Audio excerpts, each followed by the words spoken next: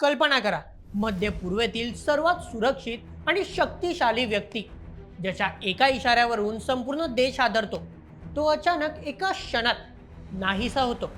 कोणतीही पूर्वसूचना नाही, कोणताही इशारा नाही, आणि अचानक बातमी धडकते की इराणचे सर्वोच्च नेते आयातुल्ला अली खामेनी यांची हत्या झाली आहे. पण हे कसं शक्य झालं? अभेद्य सुरक्षा यंत्रणा भेदून अमेरिका आणि इस्रायलने थेट इराणच्या सर्वोच्च नेतृत्वाचा कसा काय खात्मा केला? इराणच्या गुप्तचर यंत्रणेला याची साधी भणक ही कशी लागली नाही? आजच्या व्हिडिओमध्ये आपण 30 थरारक रणनीती उलगडणार आहोत, जिने संपूर्ण जगाला मोठा धक्का दिला आहे. मग सुरुवात करूया आजच्या व्हिडिओला. 28 फेब्रुवारी 2026चा तो दिवस. जागतिक राजकारणात अचानक अशी एक बातमी धडकली, जिने सगळ्यांनाच हादरवून सोडलं. इस्रायल आणि अमेरिकेने थेट इराणवर मोठा हल्ला केला होता. सर्वात आधी अमेरिकेचे परराष्ट्र मंत्रालयाने त्यांच्या एक्स अकाउंटवरून या हल्ल्याचा दावा केला. सुरुवातीला या बातमीवर कोणाचाच विश्वास बसला नाही, पण जेव्हा इराण सरकारने अधिकृत निवेदन देऊन या हल्ल्याची पुष्टी केली, तेव्हा स्पष्ट झालं की या हल्ल्यात इराणचे सर्वोच्च नेते आयातुल्ला अली खामेनी यांचे निधन झाले आहे. यानंतर जागतिक राजकारणात मोठी खळबळ उडाली. आता एक मोठा प्रश्न उभा राहतो, अमेरिका आणि इस्रायलने इराणमध्ये घुसून त्यांच्या सर्वोच्च नेत्याला आपला निशाणा कसं काय बनवलं? मिळालेल्या माहितीनुसार इराणच्या उच्च सुरक्षा संस्थांना या हल्ल्याची कल्पना आधीपासूनच होती. खुद खामेनी यांनी अनेकदा आपल्यावर असा जीवघेणा हल्ला होऊ शकतो अशी शंका व्यक्त केली होती. या युद्धजन्य परिस्थितीची पूर्वकल्पना असल्यामुळेच त्यांनी आपल्या खालच्या 4 ते 5 वारसदारांची नियुक्तीही करून ठेवली होती. पण इथेच इस्रायलने एक भयंकर मोठी आणि हुशार खेळी खेळली.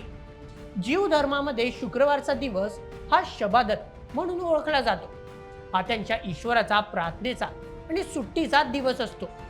इस्रायलने मुद्दामून आपल्या सर्वोच्च लष्करी आणि सुरक्षा अधिकाऱ्यांना या दिवशी सुट्टी जाहीर केली. इराणची सुरक्षा यंत्रणा यामुळे गाफील राहिली. जर इस्रायल एवढ्या मोठ्या युद्धाची रणनीती आखत असेल, तर ते आपल्या लष्करी अधिकाऱ्यांना सुट्टी देणार नाही, असा चुकीचा अंदाज इराणने बांधला. इराण शांत बसलं आणि इस्रायलने आपला डाव साधला. नेमकं याच तणावाच्या पार्श्वभूमीवर खामेनी यांच्या निवासस्थानी त्यांच्या 21 महत्त्वाच्या मंत्र्यांसोबतच एक अत्यंत गुप्त बैठक सुरू होती. आणि अचानक एका क्षणात इस्रायलच्या अत्याधुनिक लढाऊ विमानांनी खामेनी यांच्या निवासस्थानाला अचूक लक्ष केले. या हल्ल्यात इराणच्या सर्वोच्च नेत्यासह 21 महत्त्वाच्या पदाधिकाऱ्यांचा खात्मा झाला. शत्रूला बेसावध ठेवून अमेरिकेच्या अत्याधुनिक तंत्रज्ञानाने हे ऑपरेशन यशस्वी केले. खामेनी यांच्या मृत्यूनंतर जगभरातून 2 अत्यंत टोकाच्या प्रतिक्रिया पाहायला मिळाल्या. जगभरातील शिया मुस्लिम समाजात मोठी शोककळा पसरली. इराण, इराक आणि इतर देशातील त्यांच्या समर्थकांनी रस्त्यावर उतरून छाती बडवत आणि अश्रू ढाळत त्यांच्या मृत्यूचा तीव्र निषेध नोंदवला. त्यांच्यासाठी खामेनी हे पाश्चात्य देशांविरुद्ध लढणारे एक महान धार्मिक आणि राजकीय योद्धे होते. पण नाण्याची दुसरी बाजू ही तितकीच भयंकर होती. इराणमधील अनेक नागरिक, विशेषतः तरुण आणि महिला, ज्यांनी अनेक वर्षांपासून त्यांच्या जाचक नियमांचा सामना केला होता, त्यांनी या मृत्यूचा मोठा आनंद साजरा केला. इराणच्या रस्त्यांवर काही ठिकाणी छुप्या पद्धतीने, तर परदेशात राहणाऱ्या इराणी नागरिकांनी उघडपणे मिठाई वाटून आणि फटाके फोडून आपला आनंद व्यक्त केला. या संमिश्र प्रतिक्रियांवरून एक प्रश्न नक्कीच निर्माण होतो, आयातुल्ला अली खामेनी नक्की कोण होते? एक महान नेते की क्रूर हुकुमशहा? त्यांच्या समर्थकांच्या मते त्यांनी इराणला अमेरिका आणि इस्रायलच्या दबावापुढे कधीही झुकू दिले नाही. त्यांनी देशाची लष्करी ताकद वाढवली आणि इस्रायलला एक अत्यंत स्वतंत्र आणि अभेद्य राष्ट्र बनवले.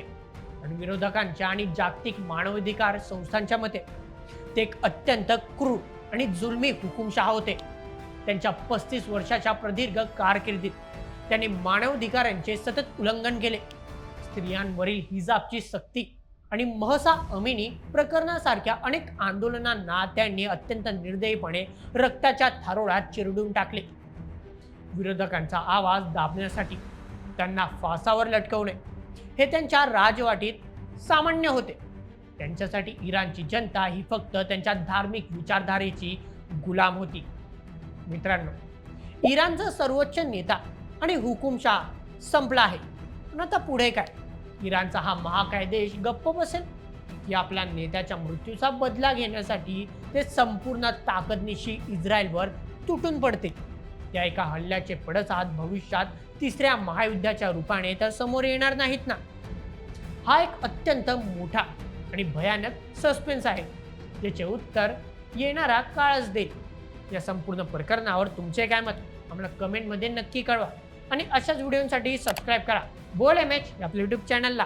धन्यवाद.